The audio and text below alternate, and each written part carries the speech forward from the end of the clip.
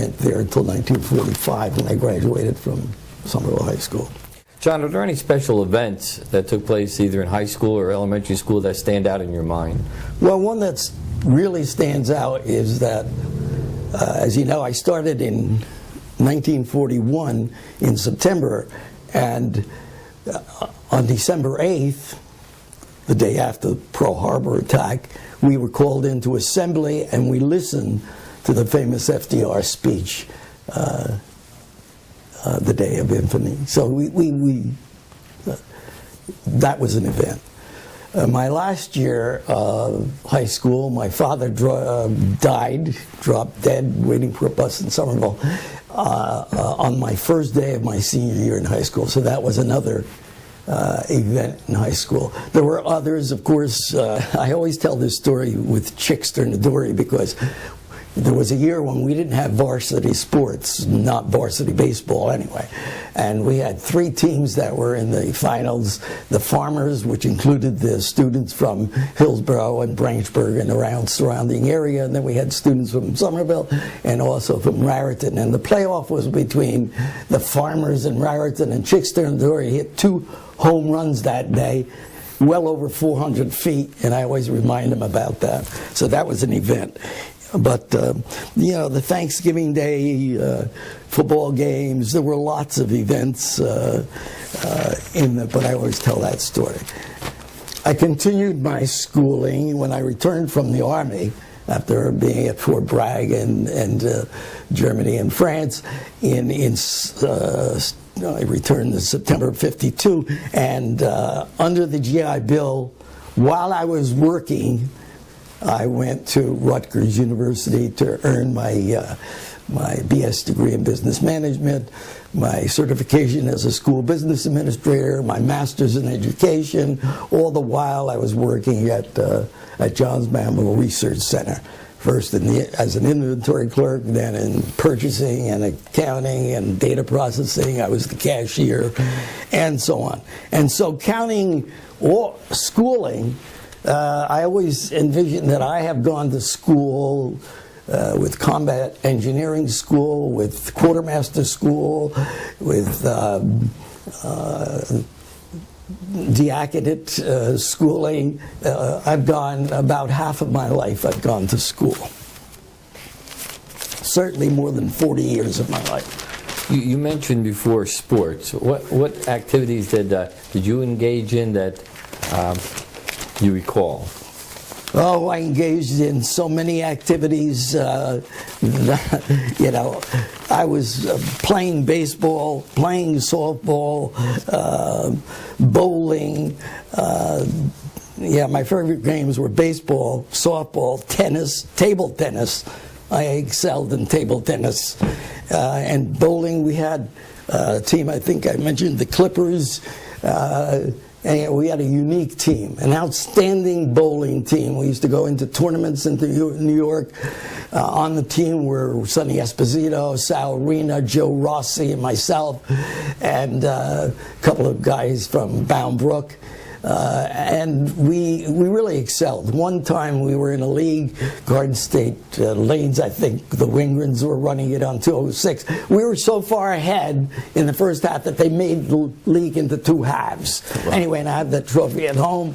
And I would like to show you this unique bowling shirt, which was, you know, our bowling shirt, and the Clippers, as I mentioned, and I think that's a unique, I mean, that's what we wore as a bowling shirt, and you know, I was the captain of the team, so you know, but we really excelled in bowling, and I have a couple of trophies at home, high game, I think I bowled 265 or something, and high series, and so on. We're in tournaments all over.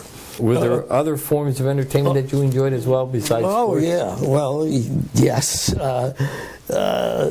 Professional sports of all kinds. I went to basketball games, football games, you name it.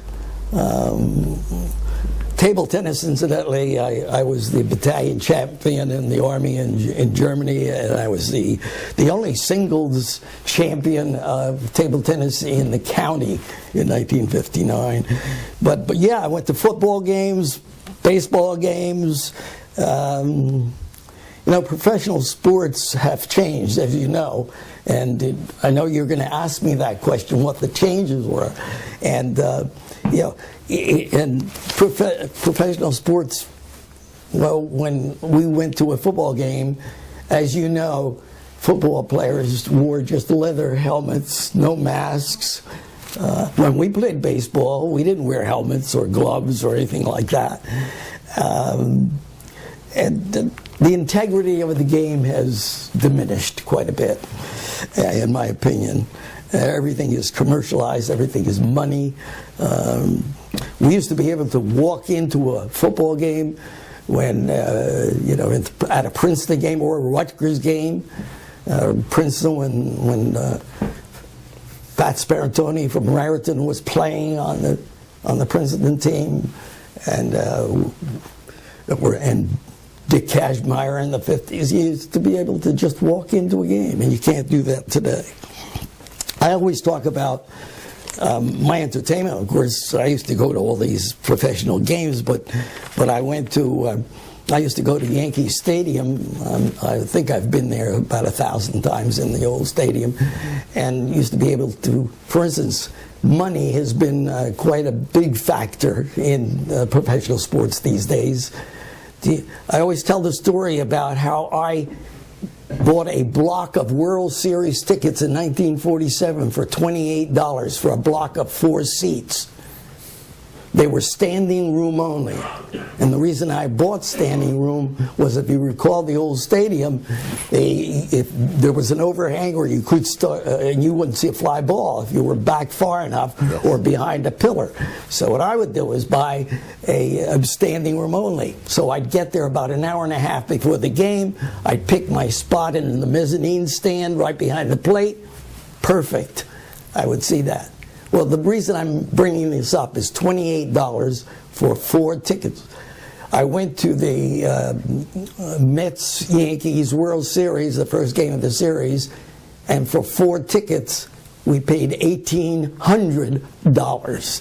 That's the difference in, I know everything is inflated these days, but certainly that's a far cry from that. I told you about the Raritan Tigers. We also had a basketball team and a softball team, and we later became the Raritan Clippers. And as you saw on the shirt, Clippers was famous for our names of our teams.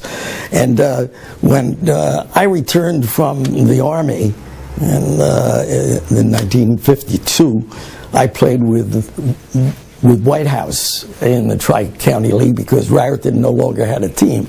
And I played with them for 5 years. And then we played in that same Tri-County League with Lambertville and Stockton and those teams. Anyway, while I was doing that, I also managed the team at Johns Manville Research for 8 years. Of the 11 years I played with them, I managed the women's team. I was umpiring softball, baseball,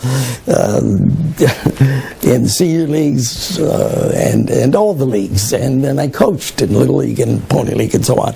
And I was on the Recreation Commission for over 30 years, and I was chairman for 10 years. And I was the first recreation director assistant to Steve Del Rocco. There are two stories that people like to hear about, and one was on the Lutheran field. I mentioned it before.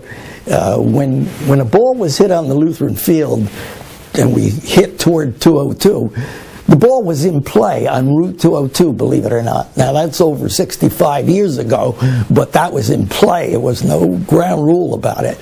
Anyway, this guy comes into me and hits me in the shoulder on second base, and I played a couple of innings, and then I was going to try to, because I didn't want to come out of the game, and I tried to get up to bat, and I couldn't swing the bat. And Jake Garrow was managing us, and he went up to pinch hit for me. And my uncles took me to Dr. Russo, and Dr. Russo was an excellent diagnostician.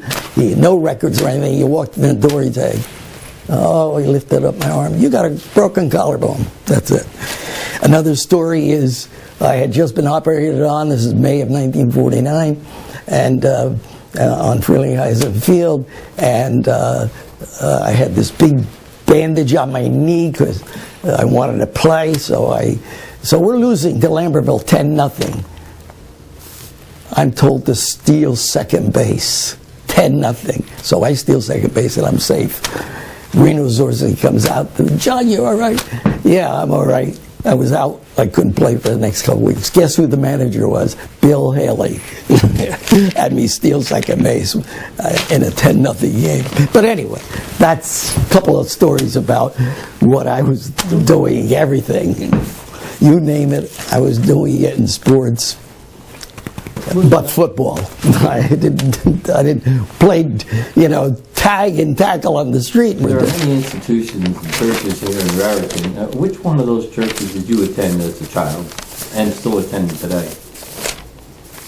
Well, I attended St. Anne's Church. As a matter of fact, well, let me tell you about the churches.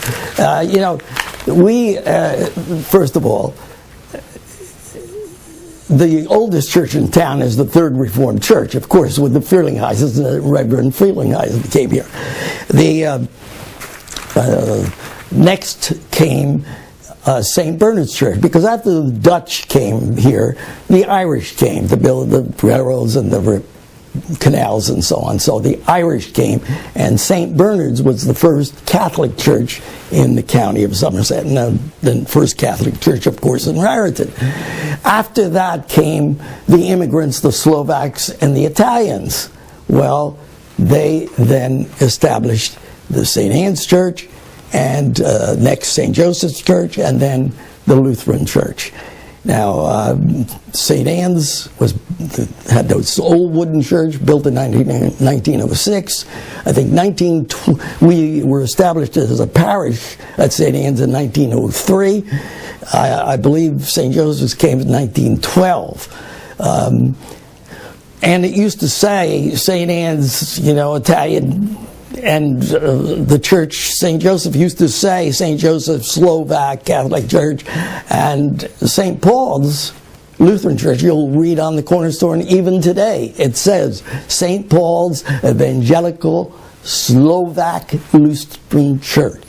So first the Dutch, and we had 5 churches in town, yes, 1, 2, 3, 4, 5, with about 3,000 people at one time. So the Irish, had control at the very beginning before the immigrants. So the Slovaks and Italians came in. Well, I belong to St. Anne's Church. First of all, my parents were married, even before that, my maternal grandparents, the Forts, were part of the original parish. Then my parents were married in 1925 in the old church, which was built in 1906. And I'd like to show you that picture of my parents' wedding, because we can talk about a lot of people in town from this picture. This is my mother and my father. This is Jean Trosey, the oldest of the Trosey families. She was the maid of honor. This is Henry Kondo, my father's cousin. The Troseys and the Forts came over to this country about the same time as the Forts, and they were very close. My Uncle Tony Fort, who had the tailor shop on the Somerset Street, was A.J. Trosey's godfather. And here you have Carmen Percaro, who's my cousin. My Mrs. Percaro was a Pacifico. She was my father's sister. And we have Dolph Barberry's sister Fanny is one of the flower girls, and Carnival girls, one of the other flower girls. And the only living person of this group is Mary Carlino Soriano. She's still alive, and she was a flower girl here.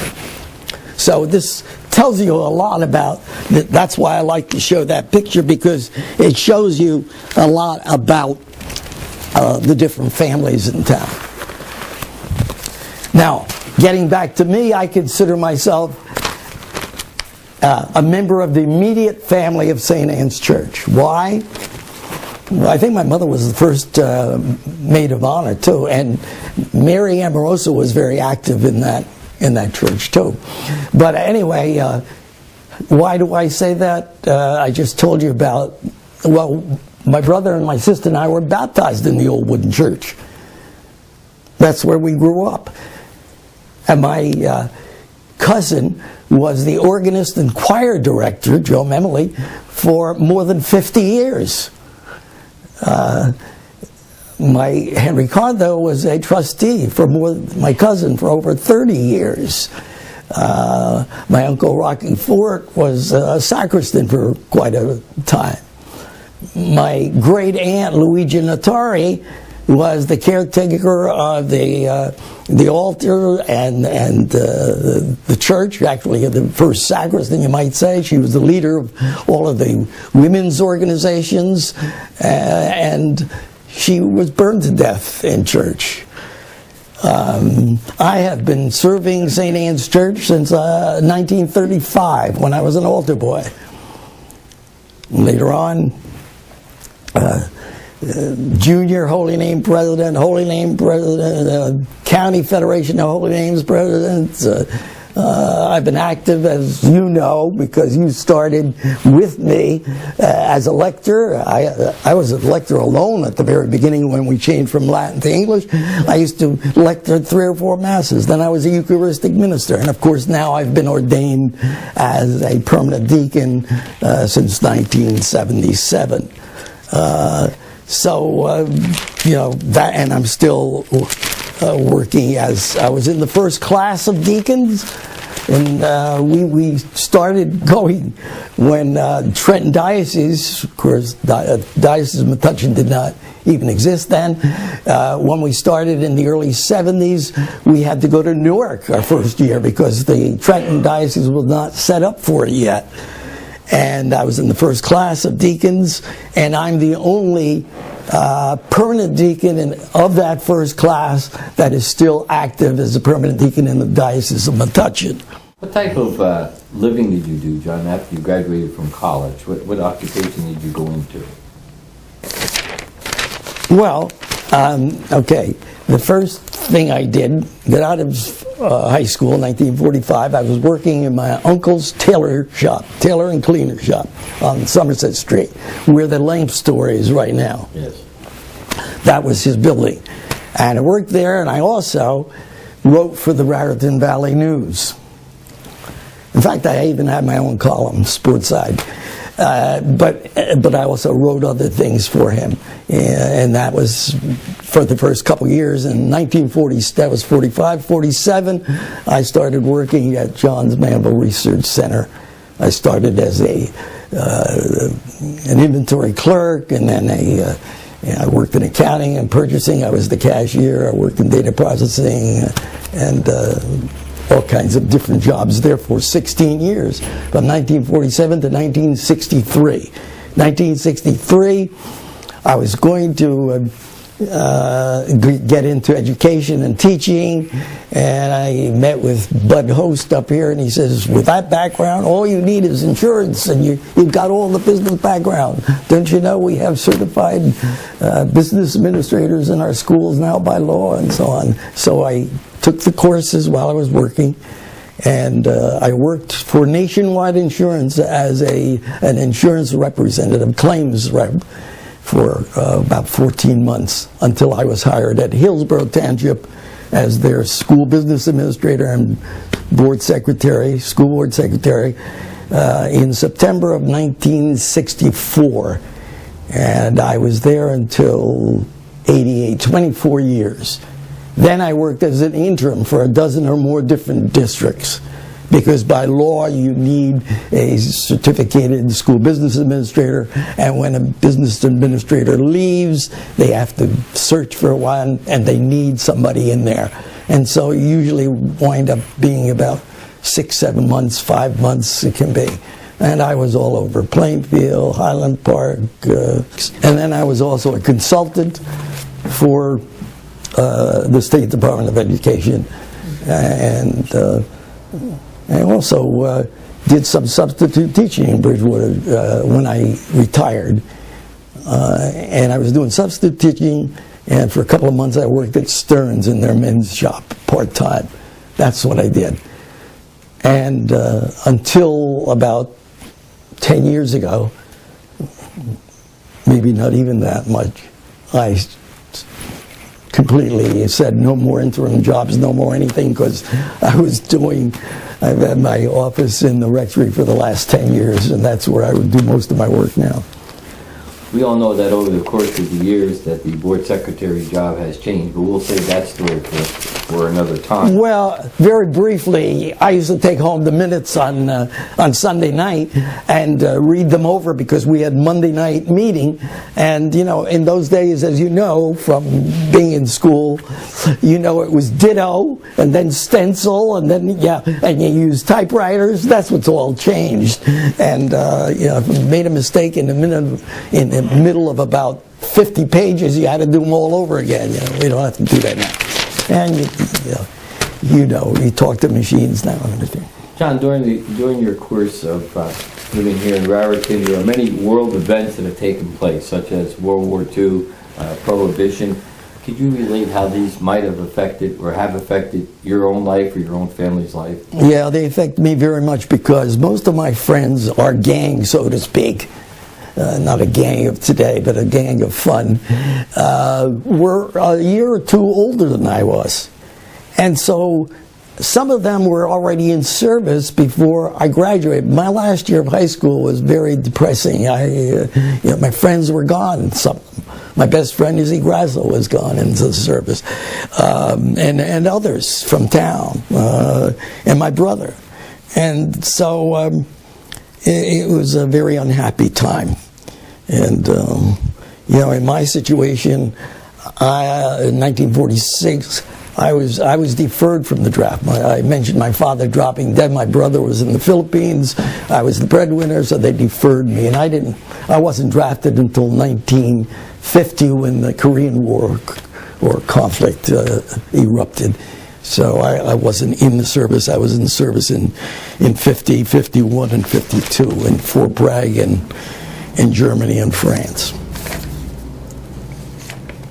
But yes, it affected me. World War II. I was writing.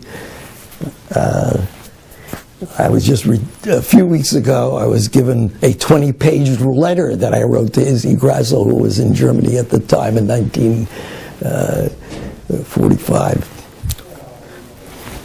During your lifetime, John, I'm sure you have seen many changes in terms of today's fashions, morality, technology. How do you feel about these particular changes?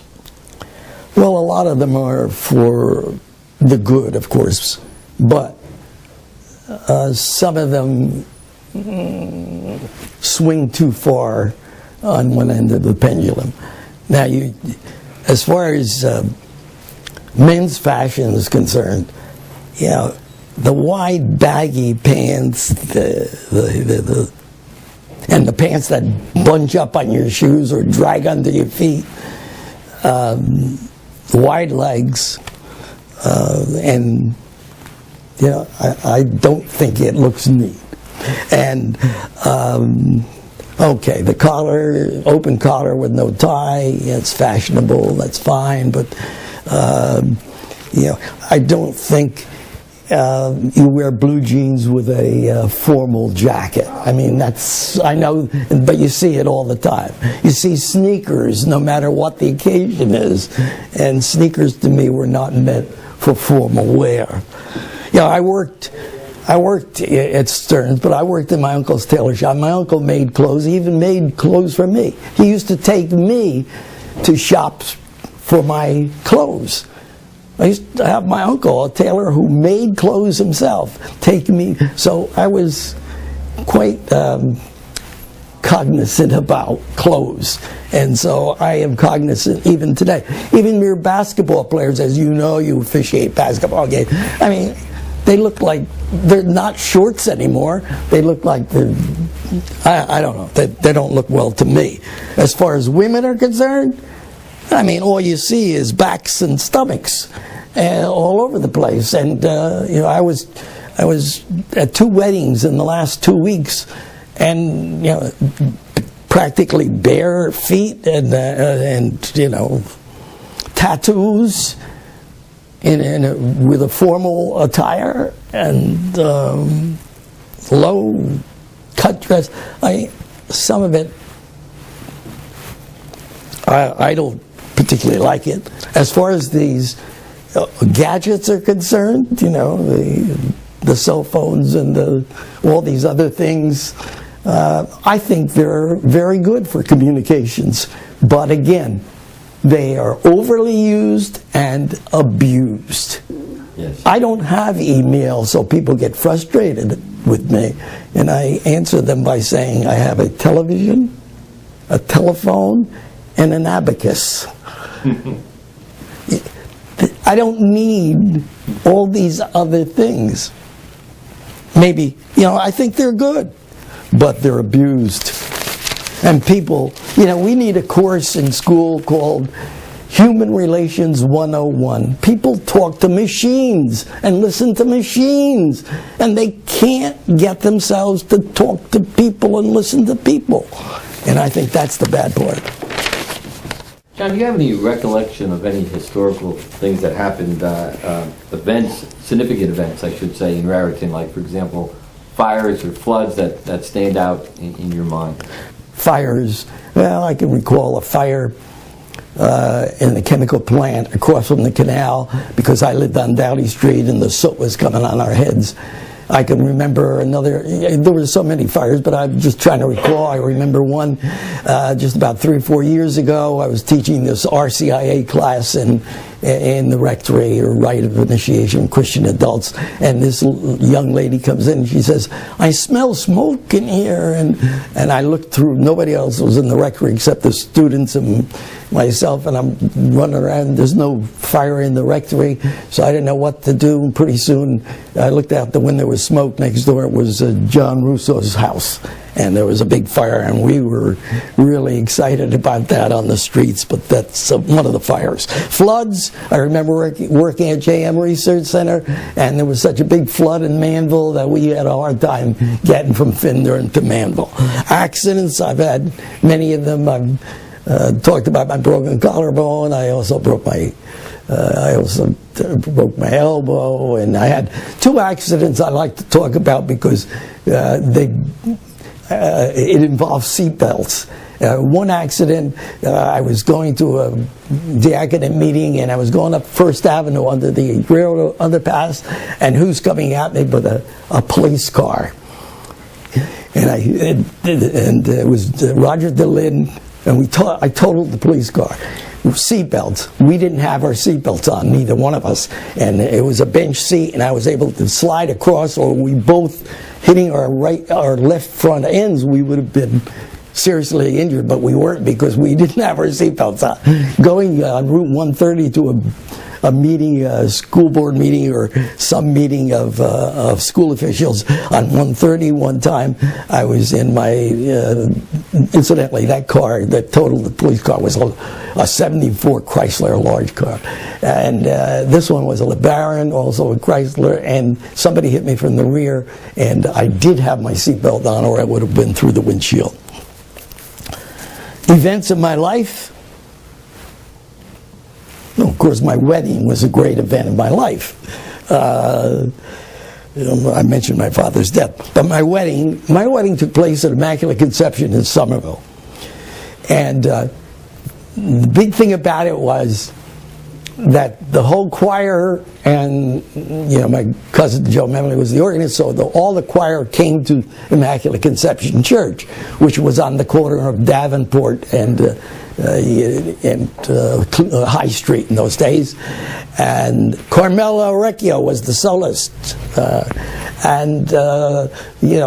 it was quite an event. Of course, and I always mention the fact that we had the reception at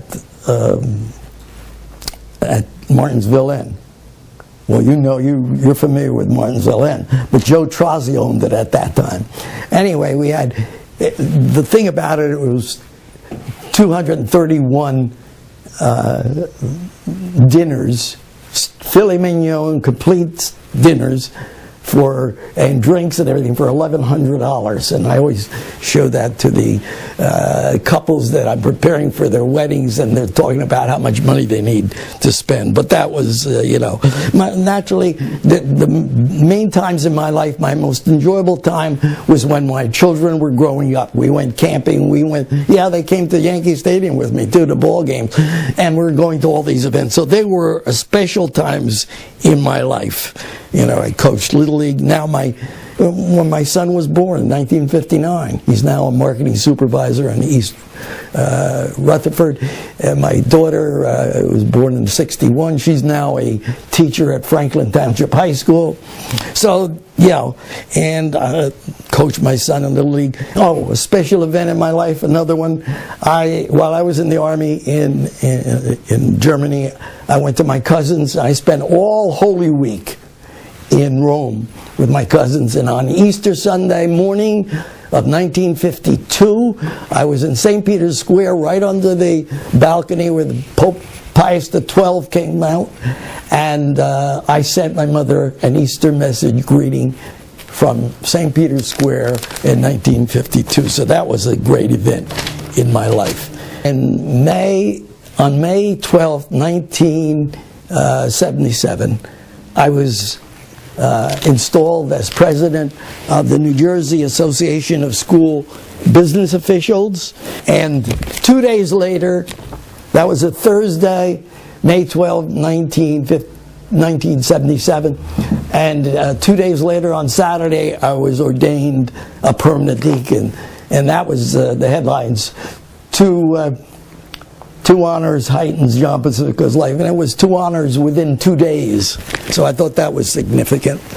But I had other things too. I've been chairman of commissions and boards and things. So many of them that I can't remember. But the 50th anniversary of our town, I was chairman of that. And I think I was chairman of the Recreation Commission for over 10 years of the 30 years I was on it.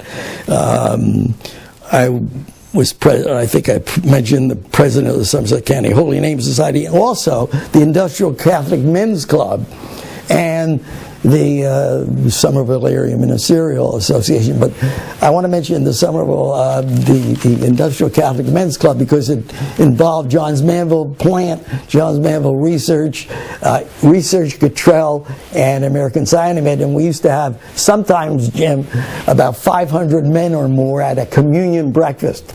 Sometimes it was at that Roosevelt hotel in Bound Brook, or wherever it was. First president of Unico, and the first associate director of deacons in the Metuchen Diocese. I got them. I have awards like the Marconi Scholar Award by the Marconi Foundation. I've got the Regina Nostrum Medal from the Diocese of Metuchen. I've gotten the Key to the City from the Borough of Raritan, the Legion of Honor Award from the Chapel of Four Chaplains. I've gotten various proclamations and recognitions from the town. I've got the Unico National Americanism Award from Unico National. I got joint resolution of the state legislature, honoring me. A plaque from the Raritan Recreation Commission after Freeling Island Field, stating I'm one of the founding fathers. I was the first volunteer of the year from Raritan Borough. I have a special award from North Plainfield War veterans, World War II veterans. I've got, my latest award was November 13th at the Governor's Mansion. There were 400 or 500 people there, and I had received the proclamation from the governor, and also a sculptured statue of the flag waving at Iwo Jima from the general. And of course, I'm involved with the John's been having a parade for since 1988. I've been chairman of that. Took the words right out of my mouth. That was my next question. You forgot to mention the chairperson of John Basilone. Can you tell us a little bit about that involvement, John? About being the chairperson of how that started and your involvement. Well, let me go back to this town. We had a lot of veterans in town, as most of you know. We had almost 1,000 men and women in the armed services during World War II in a town of about 5,000 people. So a lot of young men and women, especially men, were in the Veterans of Foreign Wars post and the American Legion post, and there were parades. On Memorial Day, both of those clubs would get together and have a parade. I was quite involved in that parade. I was commander of the post in 71, 72, and in the 70s and 80s, I was organizing those parades, sort of, I was either the MC or the main speaker at the parade. And so they asked me to join the John Basilone Parade Committee, and I was secretary for a while. And then in 1988, I became the chairman of the parade. And, people ask me, were you involved with the Basilone? Did you know the, well, of course, Carlo married his Grasso, I mentioned as my best friend. Well, Carlo married his sister. So the Grassos had a large family, and I was there at a lot of their gatherings, and I got to know Carlo very well, and so I became a good friend of Carlo's. John, what kind of business development did you recognize growing up here, especially along Main Street of Raritan, which is Somerset Street? Well, I'll give you what I can remember about what Somerset Street looked like. First of all, there was a baseball field, incidentally, where the post office is now. Yes. There was a baseball field there with a backstop. Quite often the balls were hit and go over the backstop, land on the main street. And they played baseball on there and softball and hit toward the mill building, which had a fence in front of it. So that was there. Of course, the St. Joseph's Church was there too. And let's see, next to the church, of course, was a school, and it was operating as a school then. And I think I mentioned my uncle's tailor shop next there to that. Across the street, I can remember the SO station, which was in front of the pumps were in front of that old building that's still there. Where Vinnie's Market is, there was Ralph's Barber Shop, which moved a few paces